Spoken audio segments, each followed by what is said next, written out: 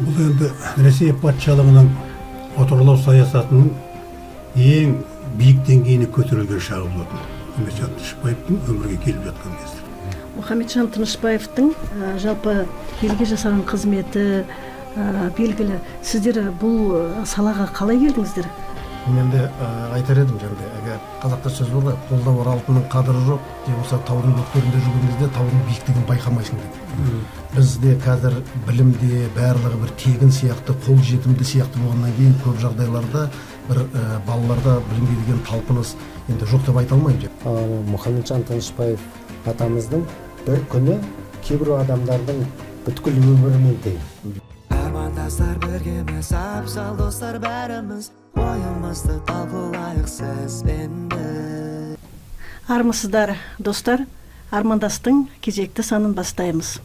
Жер жаннаты Жетісудың екі өзені Лепсі, Басқан және Сарқан, Теректі, тағы да көптеген бұлақтар мен тұмалардың басын алатын Шыңмен Балқаш өзенінің екі ортасын алып жатқан Сарқан айналайын деп бағдарламамызды бастайық.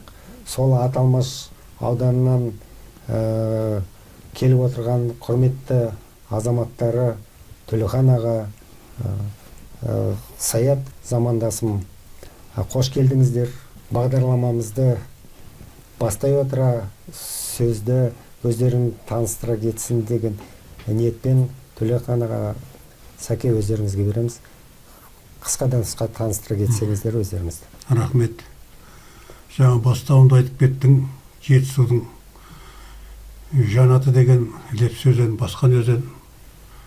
Сол біздің Алатаудың бөктерінде Ешкілмес деген тау бар. Алатаудың бастан суын алады да Балқашқа құйылып жатыр. Сол өлкен тумасым Бейсенбиев Төлеухан Черкас ауылдық округ мекенінде өмірге келгем. Біте қайнасып сол жақта жұмыс істеп, сол жақтың азаматымын. Керемет. Мен де сол Черкасск ауылында дүниеге келіп, сол жерде орта мектеп бітіргеннен кейін осы Алматыға келіп оқуға түсіп, әскерге барып, әскерден кейін келіп, сол оқуымды жалғастырып, бүгінгі күнде осы Алматы қаласында кәсіппен айналысамыз. Жұмысымызды айту, қолымыздан келгенше елімізге еңбек етіп жатырмыз бизнес саласында. Аты жөнім Есімханов Саят болады. Ой, Сәке, керемет. Енді бәрімізге, бүткіл қазаққа ортақ мақтанышымыз данышпан және ғылым атамыз Мұхамеджан Тынышпаев деген үлкен тұлғаға еске алып, бүгін айтылғанда, айтылмағанда атамыз жайлы тарихты талқылайық деп бүгін жиналып отырмыз. Іске сәт. Енді Төлехан аға, өзіңіз өміріңіздің басым бөлігін осы ұлы тұлға Мұхамеджан атамызға арнадыңыз. Енді қалың халық білсін деп мен сізге әдейі сұрақ қояйын деп отырмын. Атамыздың кіндік қаны тамған туған жері нақты белгілі ма? Егер белгілі болса, қай жерде туды? Соны айтып берсеңіз. Қалай айтсақтағы Мұхамеджан Тынышпаев алаштардың арасында бір деңгейдегі үлкен азамат. Олар алаш ордашыларын өлдіріп мойындап кеткен, бір емес 3 рет мойындаған. Сондықтан да бұл кісінің еңбектерін бәрақтары әлі болатын болса да кенжелеп жатыр. Ал енді туып өскен жері айтатын болсақ, біздің Алатаудың бөктері жаңа Черкас ауылдық округі дейді. Ол бір кездерде жаңа румен еткен уақытта Найман ішінде Төлегетайдың 4 баласын Садырдың мекендеген жері. Енді тарихқа арға жүгінетін болатын болсақ, Мұхамеджан Тынышпаев Софы Матаевтың трилогия кітабында бар. Ақтабан шұбырында, Чемкент уезінде Боралдай 25 күндігінде жаңа Нияз батырдың ұрпағы Қуат батыр барып тауып алып тұрып, содан кейін өзіне әмеңгерлік алып осы баланы жеткізеді. Кейін қоныс ауыстырып келген уақытта мекендеген жері Черкас ауылдық Қарғалы ауылы мекені бар, Ешкөлмес тауы бар. Ешкөлмес деген таудың өзі оңтүстік жағы күн жайлы болады да, ауа райына, сондықтан да ешкі қалып болатын болса, қыстан аман есен шығады екен.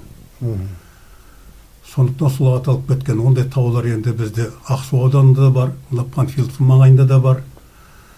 Соның біреуі біздің елді мекенімізде. Ешкөлмес тауының бір сайы Тишпай сайы деген әкесінің атымен аталады, сол қыстағы.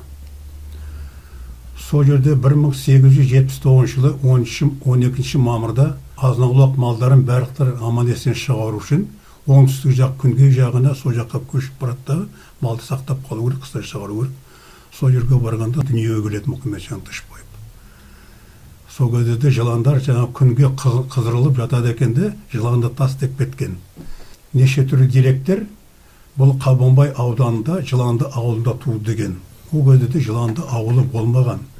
Туған кездерде, өйткені ол кездерде жаңадан қоныстанып жатқан, ең алдымен казачество келіп жатқан кездері. Ал енді мынау енді переселенец мұжықтардың өздері 1910 жылдан бастап келе бастайды. Бұл кісінің туған жері оңтүстік жағы мен Лепсинскінің арасы бәрі жоғы 10 шақырым. Лепсинский уездігі соның арасы 10 шақырым. Солтүстік жағы, сағы жағыдан ары қарай Лепсинский асып баратын болатын болсаң, бәрі жағы 15 шақырымға жетпейді. Сарқант ауданы, Қарғалы ауылдық мекені, туған жері, оны 115 жылдық тойын өткіздік. 1992 жылы біздің ауылға іс-сапармен өзі еркінде түрде келіп тұрып, қызығушылықпен қонайып келіп кеткен. Қонайып келіп кеткенде сонда біз өзіміз қарсы алдық. Сол жердің басшылары 6 басқарма. Аға, оны кішкене кешірек талқыласақ. Енді біздің бағдарламамыз армандас деп аталады. Сол себептен армандап мені бала кезімдегі сәттен бір қызық, өзім үшін бағалы бір әңгіме айтып берейін. Соқты жайлауы сол жерден қашық емес жерді ғой. Алыс емес жер, иә. Сол ана шамасы бір 6-7 жастағы болған кезім еді. Папам сол соқты жайлауына мені өзімен ерте барды да, өзінің аттың артына отырғызып қойды. Неге десеңіз, ана Жалаңаш деген жер бәріміз білеміз ғой. Бір Жалаңашқа дейін мәшіне бара алады да, ары қарай атпен суықтыға шығасың. Мен көтеріліп бер жатқан кезде табиғатына қатты қызықтым. Өйткені шырша, қарағайлар, аршалар. Содан жоғар жағына көтерілген кезде бір дүп-түзу жер екен. Сонан кейін папам жаңаға түсіп, мені түсіріп, ат көрпесін жайып жатып, не деген тамаша деді. Содан кейін мен, папа, ол не дедім, баламын ғой. Бұл самал жел деді. Анау жақта ғана көріп тұрсың ғана қарлы таудан басын алып от тегі дейді. От тегін бұлай төмен қарай апаратылған бұл самал жел. Содан төмен жаққа қарасам, шынында да кең байтақ қазақтың жері екен. Бәрі көрініп тұр. Содан кейін папам айтты, мына жерде, міне оң жағында Лепсинск, Қарғалы, Черкес. Содан кішкене қарасаң, сол кездегі Антон деген ауыл, қазіргі Қойлық. Кішкене оң жағына қарасаң, о жағында Елтай. Содан былай қарап отырсаң, Максим Горький, ар жақ Балқаш деді. Мен Балқашқа енді көзің жетпейді ғой. Жалпы айтайын дегенім, сонда керемет бір қазақтың кең жері. Ол кезде енді біз бір жақсы бала шақ кезімізді өткен. Сол кезде нан қайдан тауып жеймін, киім қандай киім деп қатты қиналған жоқ. Сонда бақытты сезіндім де, қатты бақытты сезіндім. Бірақ қазір міне енді Төлехан ағамыз айтып отыр ғой, сол жерде Мұхамеджан Тынышбаев бабамыз, сол кісі де сол жерде мүмкін тура мен секілді сол таудан қарап не ойлады екен, соны Сәке, енді өзің де сол жерде өскенсің. Сол кісінің арманы қандай болды екен сол кезде? Мен де жаңа өзіңді тыңдап отырып, бұл айтқанда қосқанда біз бәріміздің балалық шағымыз сол жерде өткеннен кейін бір табиғаты ерекше керемет жер. Сосын кейін бір кездерде жер жаннаты Жетісу деп аталған кезде, менің ойымша сол жердегі бір қазақтың керемет бір табиғаты бар. Содан кейін уже өсе келе қазақтың Баянауыл, Қарқаралы, одан қалды мына Көкшетау жаққа барған кезде қазақтың қай жері болса да жер жанаты сияқты екен жаңағыдай. Барлық жері ерекше, барлық жері керемет. Енді Мұхамеджан атамыздың несіне келсек, жаңа енді мен түсінгенімше, бала кезінде, балалық шағында ол кісіде де бір армандар болған шығар дегенде. Ол кісінің арманы сол жердегі қазақтардың шаруаларын, қазақтың балаларын білімге қарай талпындыру. Сосын өйткені өзі өжет кісі болды, білімге қарай талпынысы болды, ықыласы болды оқуға деген. Сол қабілетіменен жаңағыдай ары қарай оқып, сосын сол өлкені тек қана жаңағыдай сол бір жетісу өлкесін емес, бүкіл Қазақстанды жаңағыдай көтеруді, Қазақстанды дамытуын, Қазақстанды жаңағыдай әлемге таныту деген нәрсе ойлаймын алдында мақсаты болған шығар. Ол мақсаттар тек қана жаңағыдай қалай келді, білім арқылы келеді деп, сол себептен жаңағыдай білімге қарай талпынып, кейіннен сол кішкентай ғана ауылдан жаңағыдай Қазақстанның былай айтқан кезде шығысындағы ауылдан сонау Санкт-Петербургға барып, сол жерде оқу оқып, ол жерде оқуында үздік оқып, ең бірінші жаңағыдай кадет, инородец дейді ғой, орысша айтқан кезде жаңағыдай алтын белгіге бітірген, бүгінгі тілмен айтатын болса сөйтіп оқуын бітірген. Арманы ол кісінің сол мемлекетімізге өзінің еңбегін сіңіріп, сол қазақ дейтін киелі ұлттың жаңағыдай еңсесін көтеріп, соның жаңағыдай өзінің дәрежесіне, деңгейіне тең неге дамыту деген бағасын беру деген шартты ойладым. Мен ойым солай.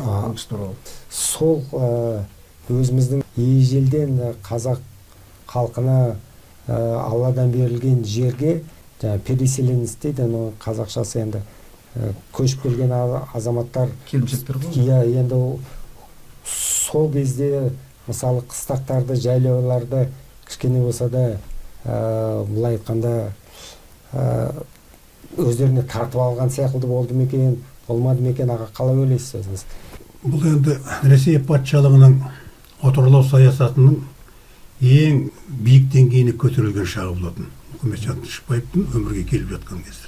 Одан кейін бұл мектеп, гимназияда оқып жүрген уақытта ауылға қарым қатынас барып жүргенде жерлерге қалай қоныстанып жатқаны, қазақтардың жаңағы жерлерін бәрін өздерінің рулары мен атаулары болған. Сонымен көшіп жүрген. Қыс-қыстағы жайлау деген Балқаш жақта қыстауы болатын болса, соғ жайлауың жайлауы. Соғын көтерілгенше көктеуі, күз-күздеуі дейді. Барып келгенше сондай жерлері болады. Олардың барлығы, әр рудың өздерінің байлары бар.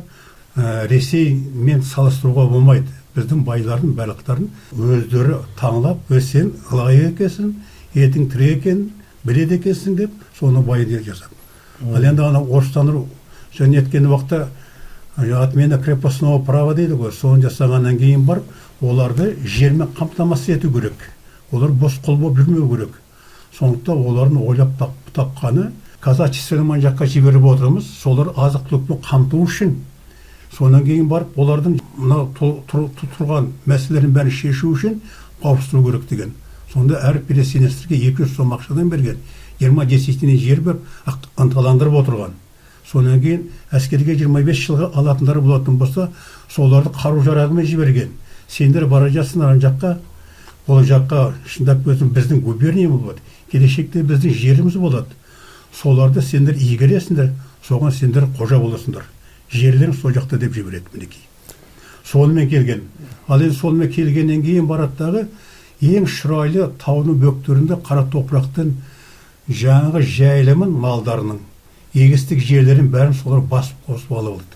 Оған сол кезде гимназия студент болып тұрған кездерде Мұхамеджан Тынышпаев тұрып министр төрағасына хат жазады. Мынандай жасап жатқан дұрыс емес. Қоныстан адамдар көп болып жатыр. Біздің қазақтың жаңағы тірлік нелерін жайылым бәрі қысқартып жатсыңдар. Ертең апарып қақтығысқа апару мүмкін. Ол қақтығысы болды да. Қоныстанған 12 жылдан бастап азамат соғысы дейді, 18 жылы сол соғысқа апарды. Біздің Черкас жаңағы ауылдық округі Черкас қорғанысы деген Қазақстан бойынша үлгі ретінде патриоттық жаңа тәрбиелеуге ынталандырып, осы бүткіл Қазақстан бойынша дайындап, сол жақта музей қойылған. Ал енді ол себептер енді жақтан қоныстанған мұжықтарын олар енді амалсыз келіп отыр, шарасыз келіп отыр, жерсіз болып отыр, келіп отыр. Амында келгеннен кейін барып әскери билік жүйесі болғаннан кейін барып оларға жаңа пәрмендікті беріп қойғаннан кейін, еркіндікті беріп қойғаннан кейін олар ойына келгенін істеп жатты. Біздің жаңағы салт дәстүріміздің, біздің ережеміз бұрдан келе жатқан жаңағы жайылымды қалай сақтау керек, қалай жүру керек, олардың бәрін олар ада тұтты, олардың бәрі емес. Біз ақ патшаның несімен келдік, болды дейді дағы, озбырлығын көрсетіп, сол жерлерді басып алады. Мінекей, соны барады да қақтығысқа айналады, артынан барып оны тағы да азамат соғысты береді, шындап білетін болса, бұл ұлт азаттықтың күресі болатын. Қазақ пен келімсектердің арасындағы.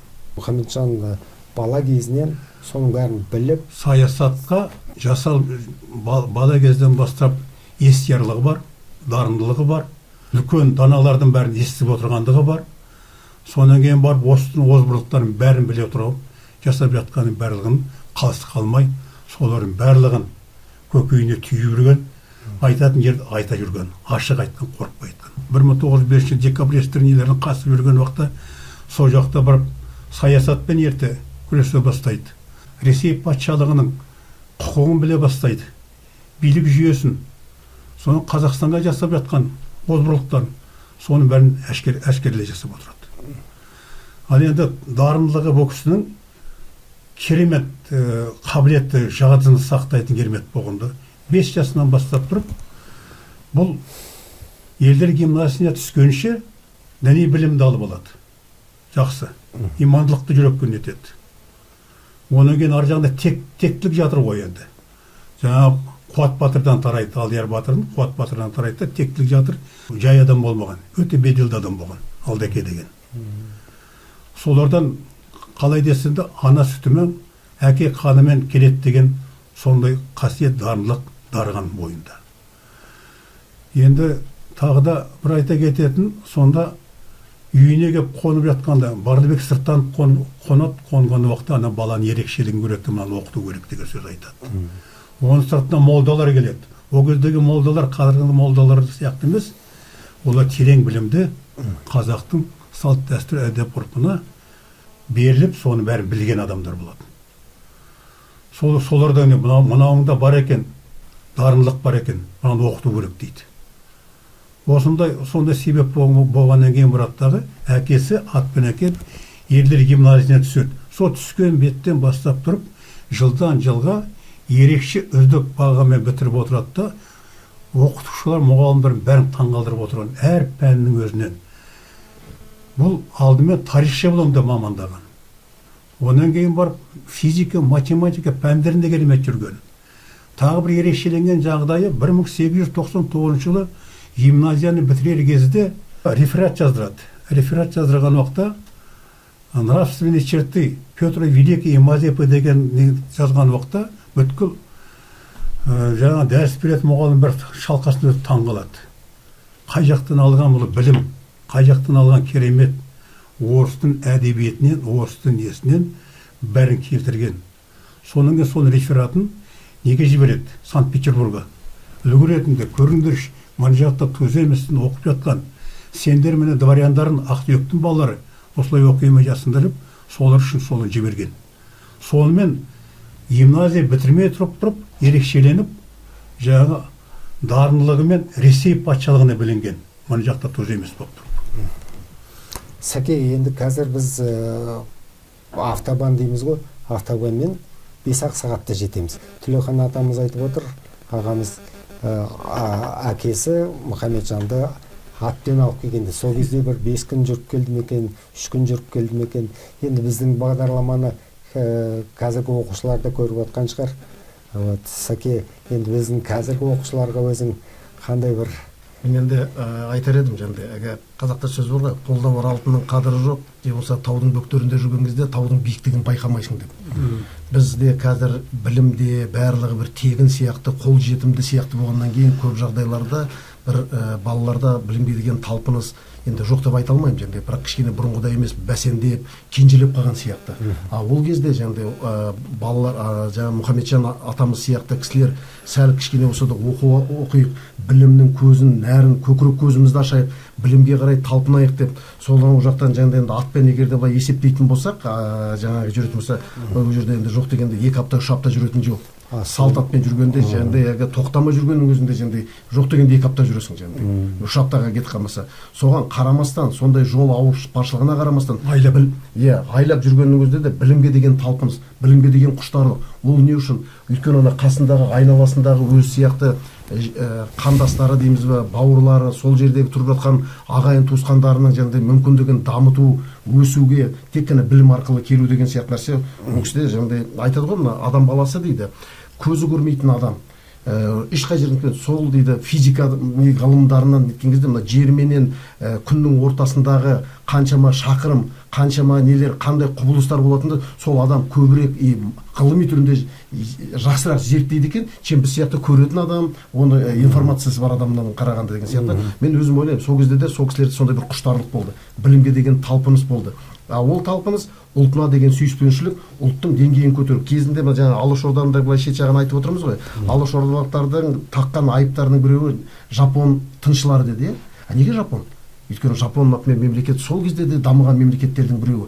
Біздікілер сол жапон сияқты дамиық деп, біздің қабілетіміз де, біздің жаңағыдай сол кездегі мүмкіндігіміз де, салт дәстүріміз де қай жағынан алатын болсақ, қазақтың жаңағыдай барлығы соған сәйкес болып тұрды. Сосын кейін сол озық, алды қарай талпынып, дамып жатқан мемлекеттерге солармен бірге дамиық, солар сияқты жаңағыдай дәрежеге, деңгейге көтерейік деген талпыныс болған шығар деген мен өзім ойлаймын. Сол кездегі тек қана жаңағыдай Мұхамеджан Тынышпаев емес, Әлихан Бөкейханов болсын, Ыбырай Алтынсарин болсын, қай-қайсысы да болса да көзі ашық, көкірегі ояу қазақтың балаларының барлығында осындай талпыныс, алды қарай өсу, өркендеу, сол арқылы жаңағыдай біздің мемлекетімізді дамытып, біз алдыдағы озық мемлекеттердің алдына қатарына кіру. Себебі оған айтарым, қазақтың мынау 7 атаға дейін қыз беріспей, қыз алыспаймыз ғой жаңағыдай. Бұның барлығы қан тазалығы. Қан тазалығы арқылы жаңағыдай қаның таза болған кезде жаңағыдай сенің орыстың аристократтары дейді ғой, біз сондайларды кезінде олар кәдімгі зерттеп, соны жаңағыдай селекционировать етіп, адамдарды малды да сөйтіп селекционировать етіп, сол сияқты адамдарда сондай нелер жүрген. Бізде туа біткен ол. Біздің ата-бабаларымыз осының бәрін біздің қанымызға, біздің санамызға сіңдіріп кеткен. Қазіргі біздің балаларымыз, мектеп оқушылары жаңағыдай, мен мектеп болған білімге қарай айтып отырғаным ғой, талпыныс болғаннан кейін олимпиадаларға барады, математикадан, физикадан, химиядан, точный наука дейміз ғой, сол жерлерде біздікілер алдыңғы қатарда 1-ші, 2-ші, 3-ші орындарға егер болып жатады. Жай қарапайым ауылдан шыққан балалар. Мәселе олай оның бір ата-аналары бір керемет бір бай бағланның балалары емес. Жай білімге деген талпыныс. Осындай білімге деген талпыныс қазақтың балаларында өмір бойы болған нәрсе шығар деп мен өзім ойлаймын. Қазір де біз балаларымыз оқы дейміз. Біз айтпаймыз ғой, жаңағыдай әкең тігінші болған, сен тігін үйрен, жаңағыдай соны жұмыс етік тіксең де напакаңды тауып бала шағаңды асыра деп айтпаймыз. Біз білімге қарай талпыныс қазақ халқында, қазақ ұлтында керемет. Ойлаймын, сол кезде де сол біздің жаңағы алашордалық, енді біз Қазақстандағы енді бүгінгі күндегі бетке ұстар адамдарымыз, алашордалықтар дейміз ғой, сол кісілердің барлығында тұла бойларында осындай бір білімге деген талпыныс, ықылас болған деп кәміл сенімдімін. Мұхамеджан Тынышпаевтың жалпы елге жасаған қызметі белгілі. Сіздер бұл салаға қалай келдіңіздер?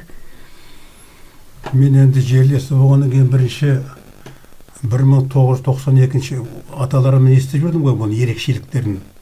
Бұл кісі жаңағы озбырлық саясаттар болып тұрған уақытта Ресей патшалығын жандармдар қазақтарды жаңағы көшіп қонып жүрген уақытта сен мынаны жайылма айдап кет, не айдап кеткенде сол жерде көмектесіп тұрып, сол жерде жасаған халықтың арасында әңгіме бар. Сол өзінің білімділігінің арқасында заңды білгендіктен соларды түрмелерден босатып алған.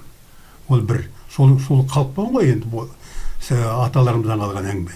Онан кейін барып бір бұл кісіні ақталды деді 70-ші жылдары, бірақ ары қарай жаңағы жарияланған да жоқ та, қазақ мемлекетіне нетілген де жоқ болатын. Бірақ 1992 жылы ерекше болған мән беретіндей жағдай өлкемізге қонайып келді. Сол қонайып келгеннен кейін музейді аралап келді дағы, азамат соғысы болғанда біз сол кездерде пір тұтып тұрып идеология солай болатын кеңес одағының Мамонтов Иван деген командир красный отряды деген осының арқасында жаңағы белогвардеец атаман Аника сақтап қалып тұрып, мына жақта сендерге шамшырақ нетіп тұрып бостандық алып келдік деді. Сол кездерде сол кісі қонайып келе жатты дағы, сол Мамонтов Иван жанына кетті, жоқ, Али көте барып тұрды музейде, оның қасында жүрміз біз. Али көте барып жанына келді, сол әскери дәрігер қазақ соны мақтап кетті. Мамонтов Иван жанына кетті, на его совести много грехов орайға айтпай кетті. Бірақ сол кездерде сол ақпаратта, сол жаңа нелерде соны ғана айтып жүретін болатынбыз. Ол бір мәселе. Соны айтпай кетті дағы, кетіп қалды. Онан кейін бар, ана наблюдательный пункт бар, Черкас қорғанысы деген жерде. Сол жерден Алатау, Черкас ауылы бәрі көрініп тұрады. Алатауымызға дейін бастап тұрып, жаңағы Саят айтып кеткен жағдайдың барлығы керемет тамаша болып, сол жерде тұрып бір тебіреніп тұрып айтқан сөзі бар.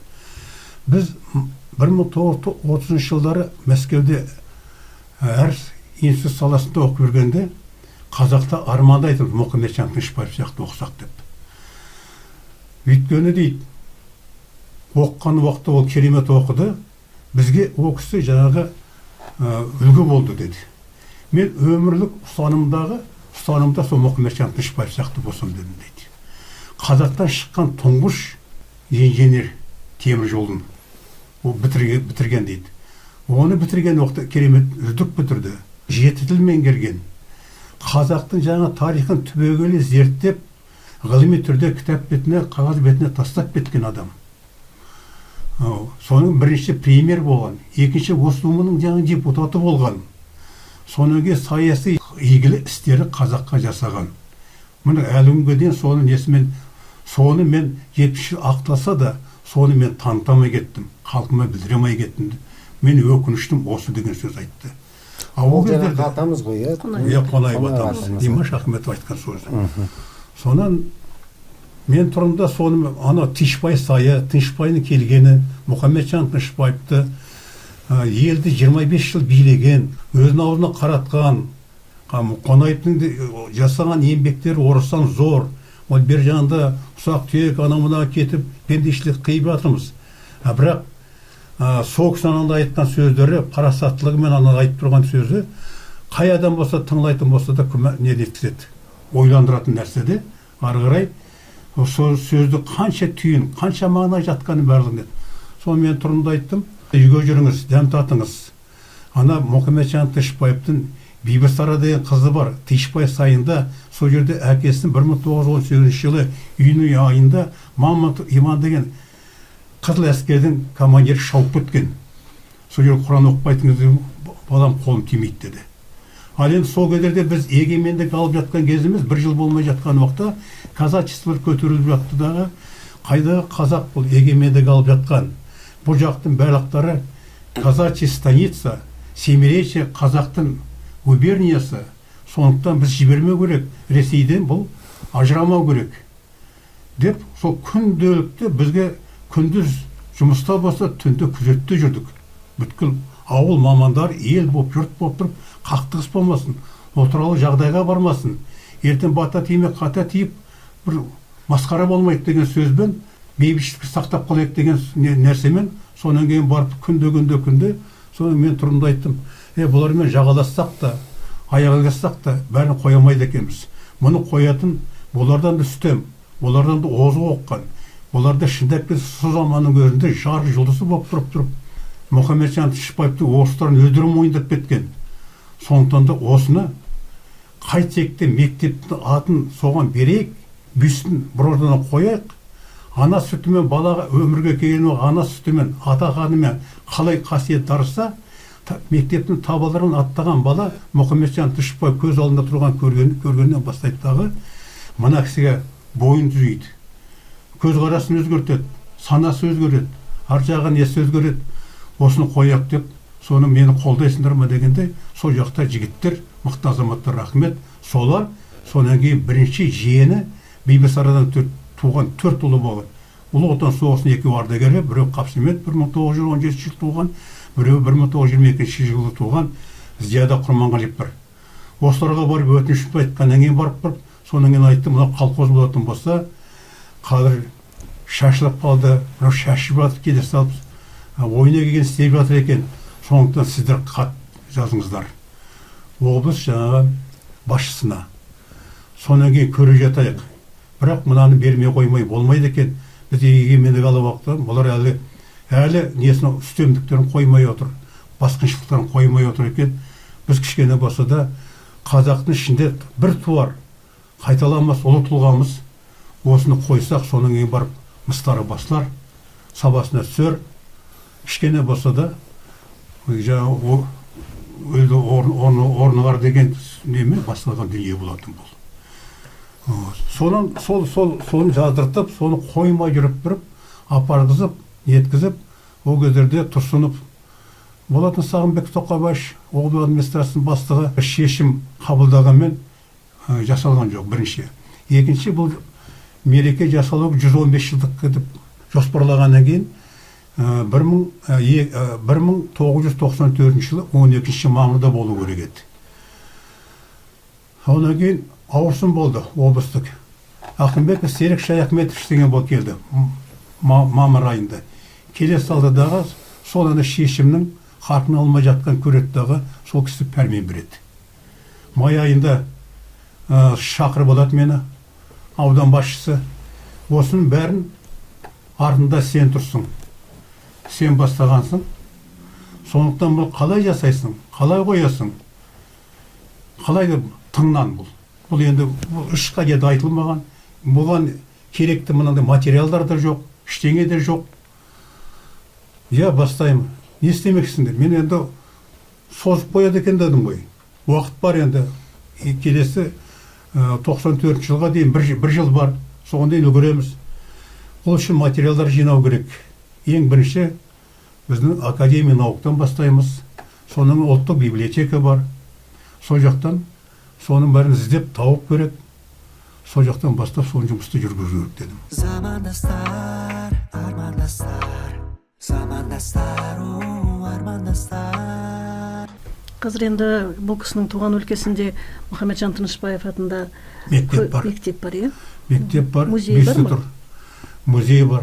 Талдықорған облысында өлкетану музейі соның атында. Бұл мектеп 1993 жылы 21 тамызда берілді. Мектеп содан кейін бұл бастамасы болып тұрып ары қарай кетті. Содан кейін сентябрь қыркүйек пен қараша айында бастамашы ол кездерде облыстық көлемдегі Абдрахманов тілдің басқарушы Абдрахманов Қамал болатын.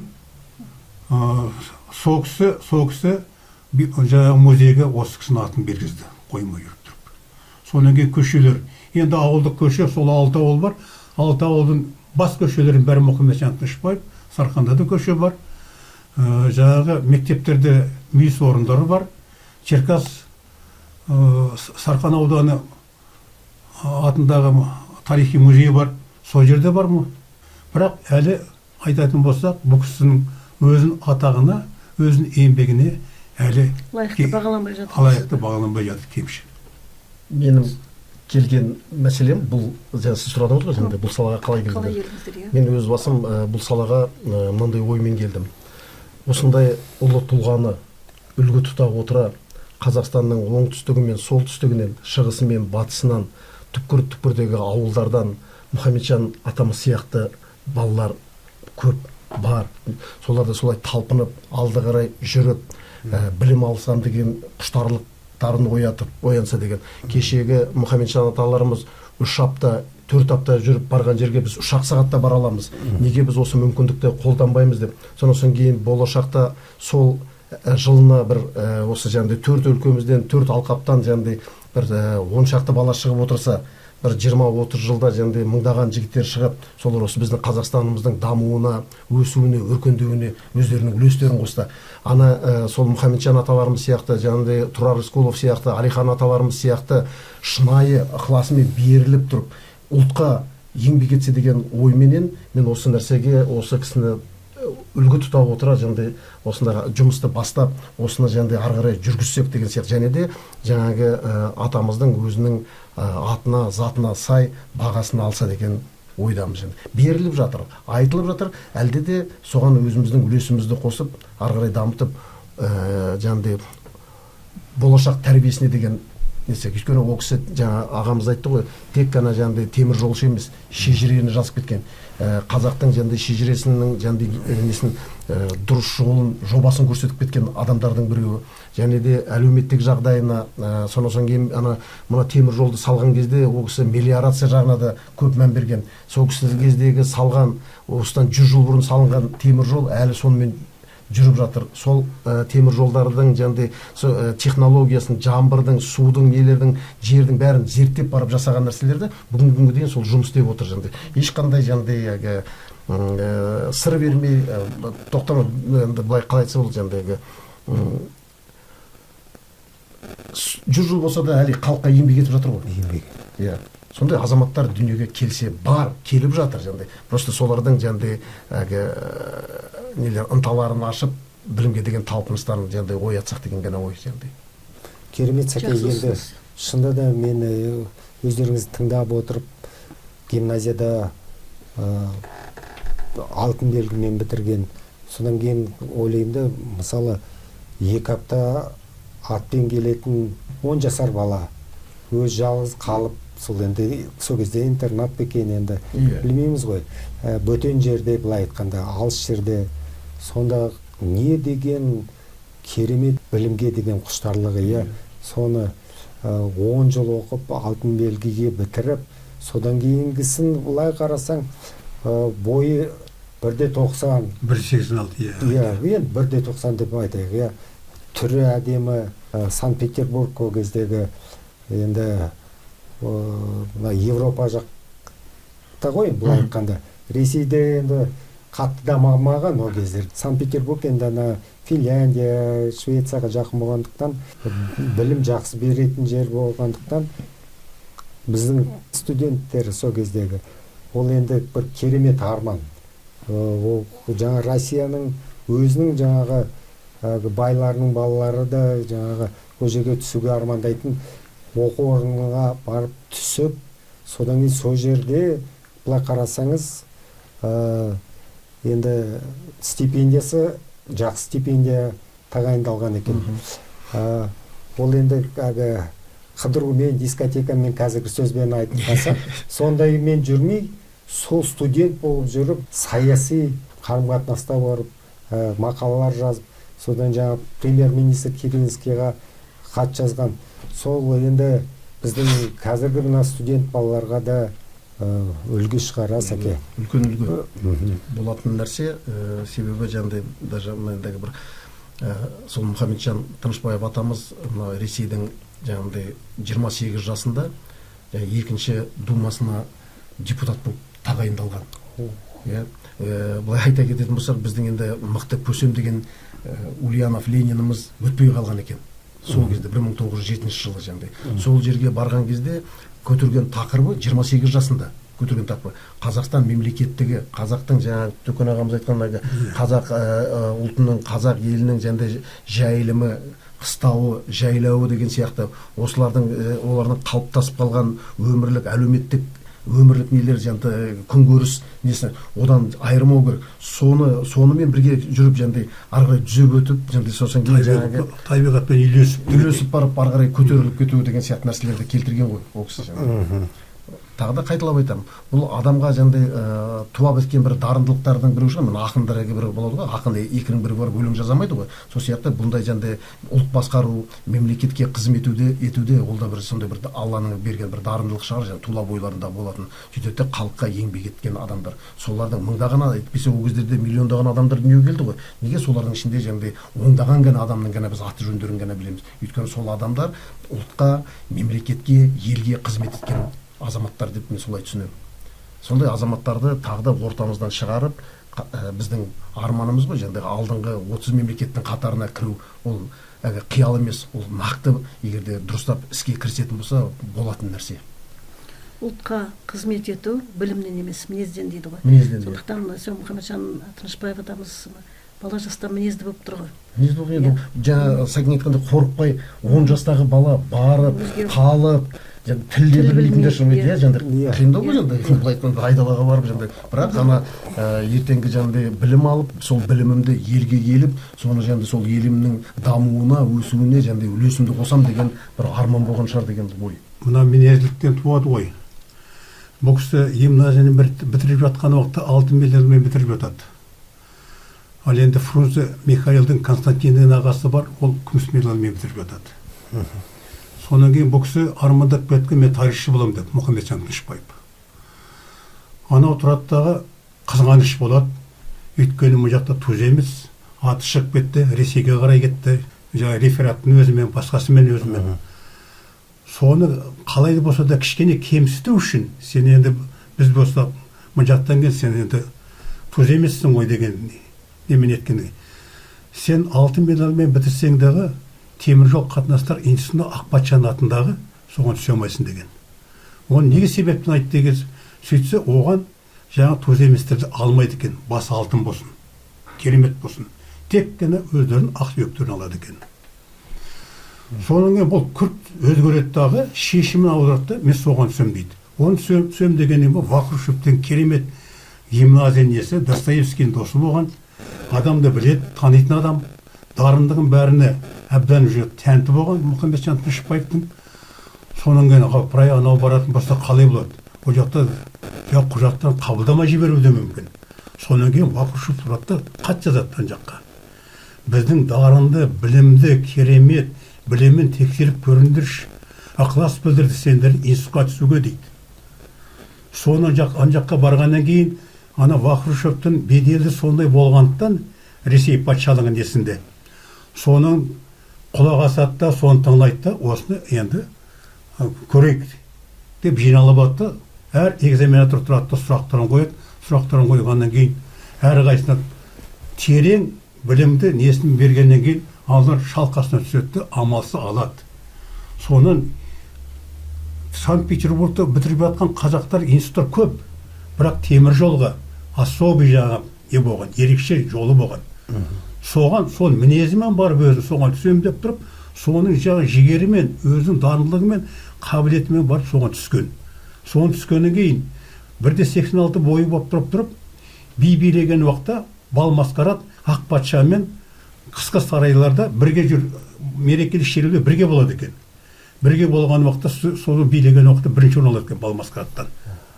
Аны ерекшелігі керемет биден. Сонан кейін ал енді курсанттар сөйлейді дейді. Сөз береді ғой. Сөз берген уақытта бұл сөйлейді. Ол кездерде Санкт-Петербург көбі француз тілінде сөйлейді екен. Орыс тілі емес, французша сөйлейді. Сол кезде мына сөйлейді екен. Қысқа, нұсқа, керемет оратовский неме соны таңғалдырып отырған екен. Мына қалай. Онан кейін бітіргеннен кейін Ақпатша өзінің атында болғаннан кейін өзі үздік бітіргендерді өзі тапсырады екен. Соның Мұхамеджан Тынышбаев деген уақытта бұл шығарған, о, туз емес деп молодец дейді дағы, құрмет жасап, аттап барып, нетіп, малайынан иіскеп, дипломмен қоса дворян деген атақты береді. Міне ерекшелігі қайда тұр. Ол ана мынаумен емес, бір жағында туа біткен, ар жағында дарындылық таланты болды. Екіншісі кереметте жігері, қайраты жаңағы айтып кетті, Саят айтып кетті ғой енді. Сонда ұстаным болған, мінезі болған керемет адам. Соның арқасында қазаққа қайтсем де мен қызмет жасаймын, қазағымды өркендетем деген сонымен өмір бойы сонда жүрді. Қандай сұрапыл жағдай болып жатса да қазағын тастағы жоқ, бірге боламыз деген алашордаштың өздері ұстаным болды, сонымен болды, ішінде сонымен мертте болды мінекей. Және де қосымша айта кетеді, темір жол деп отырмыз ғой. Сол кездегі 20 ғасырдың басында темір жол дегеннің қазірге ғарыш сияқты сондай екен ғой жаңағыдай. Сосын кейін темір жолдың жаңағыдай вагондарға отырып, жаңағы айтып отырған патша бар, сол кездегі жаңағыдай орыстың мықты купецтары, байлары ары бері жаңағыдай вагонменен қыдырып, сонымен жүру оларға бір не ол үлгі бір керемет бір ерекше жағдай болған еді. Біз қазір шетелге барып демалу деген нәрселер бар, сол сияқты пойызбен бір станциядан екінші станцияға бару екен. Ол да бір сол кездегі бір мықты нәрселер болды. Темір жолдың сондай бір қарқынды дамып жатқан кезеңдері. керемет істерді ғой темір жол. Толықтай келсем, енді қазір мына былай қарап ойлап отырсам, Мұхамеджан Тынышпаев атамыздың бір күні кейбір адамдардың бүткіл өмірімен тең. Сол кісінің еңбегі бәрін әлі бір бағдарлама емес, бірнеше бағдарламада егерде жеткізе алсақ, ол да сол. Ал енді мына 28 жасында екінші Госдуманың жаңа депутаты болған екен. Жанында тағы да өзіміздің Қазақтан шыққан аталарымыз болыпты да, сол кісілер мына жер мәселесі, халықтың әл-ауқаты жайлы көп айтқандықтан, содан кейін жаңа Госдуманы 3 айдың ішінде жауып тастапты да, бірақ ықпалы кейін жаңа мына халықтарға автономия беру керек деген сол кезде ой пікір жаңа патшаның, содан правительствоның жаңа Ресейдің келіпті. Сол жайлы аға өзіңіздің ойыңыз қалай болады екен? Енді ерте бастан мінезден еткеннен кейін барлық келгенде қазаққа жасап жатқан не болу, әділетсіздік болды ғой. Сонан туындап отырғаннан кейін барып бұл саясаткер болып шықты. Көз алдында көріп шықты барлық озбырлықтың барлықтарын. Сонан кейін жаңа саясаткер болып отырып шамасы емес айтты, тыңлайын жерде тыңламады, бірақ халық озық жаңағы біздің сол кездерде қазақ зиялы азаматтардың барлықтары мұны Мұхамеджан Тынышпаевты бағалай білді, тарта білді. Енді ары қарай да бұл сол несіне қалған да жоқ. Бірақ тек қана саяси күреспен ғана кеткен жоқ. Бұл кісі кәсіби маман шебері болды. Темір жол жаңа айтып кетіп жатырмыз ғой, ол кезде ең бастап жатқан қарышпен теңдегендей. Қазір жаңа сол кісінің жасап кеткен жолы әлі күнге дейін егіске біз жаратып отырып, соны дамып келе жатырмыз. Енді айта кеткен жағдай, Мұхамеджан Тынышпаевтың өмір бойындағы ұстанымы жан-жақты болған. Әлеуметтік жағыда да, тұрмыс жағдайда, қазақтың бір тұтастығына да, қазақтың ұлттығының, ұлттық қасиеттерін бәрін дәріптеп қалдыру үшін, сақтап қалу үшін. Жаңа Жапонда баған айтып кетті ғой, ол бекерден бекер емес. Ол жақтан технологиясын жоқ, ол жақтан ұлтқа деген құндылықтың солардан тәрбиелеп, соны үйреніп тұрып, ұлтты бөлмей, жармай, бір қазақ алаш ұлты болып қалайық жақсы деген. Сол ұстанымда қалады бұл өмір бойы. Сол ұстанымда жүріп, сонымен жаңағы қызмет жасап, өмір өтеді өмірді. Мұхамеджан Тынышпаевтың жалпы ұлтқа жасаған қызметі, еңбектері жайлы ақпараттар бар. Бұл кісінің өмірі, жеке өмірі жайлы ақпараттар бар ма сіздерде? Бұл кісінің өмірі 1900 жылдары Санкт-Петербургке кетпей тұрған уақытта жақындасқан әйелі болады. Оның жаңағы Бибісара деген қыз туады, оның 4 ұл туады.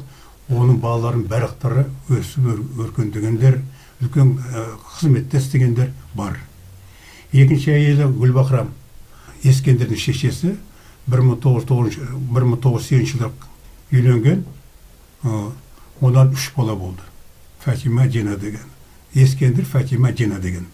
Ескендері ендеше біздің кинооператор, Қазақ Республикасының жаңағы халық әртісі. Ең бірінші кинооператорымыз. Үшінші әйелі Гүлбақрам 1923 жылы тасқа ауырған обадан көмек жасап жүріп Шымкенттің маңайында қайтыс болады. Сонан кейін залалсыздандыру үшін кислота құйып өртеп жібереді. Оған үлгермей қалады Мұхамеджан Тынышпаев. Жаңағы жерленген. Сол неткеннен кейін бір аптаға өзінің досы Шалымбековтың әйелі жесір қалады. Әмина деген. Соған үйленеді. Онан еңліктен қыз туады 1926 жылғы. Онысы жаңа шет тілдер институтын бітіреді дағы біздің институтымызда доцент болып істеген. Ол кісі осы 2-3 жыл бұрын қайтыс болды, 26 жылға. Онан кейін 4-ші ұлы табылды деп, 2-ші ұлы табылды деп Абу Тәкенов мына Мұхамеджан Тынышпаевтың кітабын құрастырылған Байғалимен. Мына еңбек алынған 1986 жылы желтоқсан оқиғасы болған уақытта бұл не себептен болды? Осыған түрткі болған нәрсе болмады деп тұрып, Қазақстан бойынша комиссия шығарады. Ол кездерде жазушылар одағының төрағасы Сүлеймен Олжас болып тұрады. Сол кездерде басқарушы болып тұрып, Тұрсын Жұртбаев деген Ұраным сұңқарым деген трилогия кітап жазады. Болың мая, гордость моя, Алаш деген кітап жазады. Сол кісі 8 жыл зерттейді КГБ-ның архивінен. Сонда генерал-майор Абдурахманов Қайрат 6 полковникпен соны тексеріп неткен уақытта ол кісінің Бейсенбай Байғалиев деген архив танушы сонымен бірге жұмыс істейді. Сонан мұны материалды жинақтап тұр, соны тапқан кітап. Сонда жазылған болатын мына несі. Енді мынаны 1993 жылы сол Абу Тәкенов айтып кеткен сөзі бар. Қазақ егемендік алып жатқан уақытта не болса да біз тарихымызға үңілуіміз керек.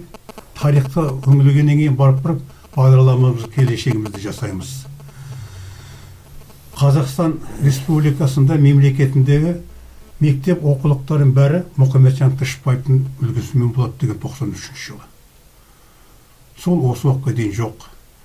Тарихтарда қарап отыратын болса, Мұхамеджан Алаштардың көсемдері, мақтыларымыз жарты беткені, бір ғана бет түкке жетпейді. Оны ешқандай мәлімет ала алмайды. Бұл кісінің қадір қасиетіне біз жете алмаймыз. Осындай кенжелеп тұрған дүние. Сол келіп отырған себебіміз де біз осыны ары қарай шама келгенше көп болып, сіз болып, біз болып тұрып, ортақ тіл табысып отырып, осындай бір дарынды адамдарымызды үлгі тұта отырып, жас өскелі ұрпаққа үлгі ретінде жарияласақ деген сөз. Осымен бүгінгі Мұхамеджан Тынышпаевтың жалпы елге жасаған, ұлтқа жасаған еңбектерін біз де осы бағдарлама дайындалу барысында оқыдық, білдік.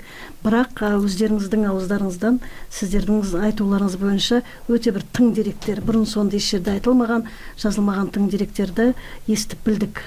Бүгінгі біздің армандасқа қонақ болып келіп, осы ағартушы, қоғам қайраткері Мұхамеджан Тынышпаев жайлы тың ақпарат айтқандарыңызға рахмет.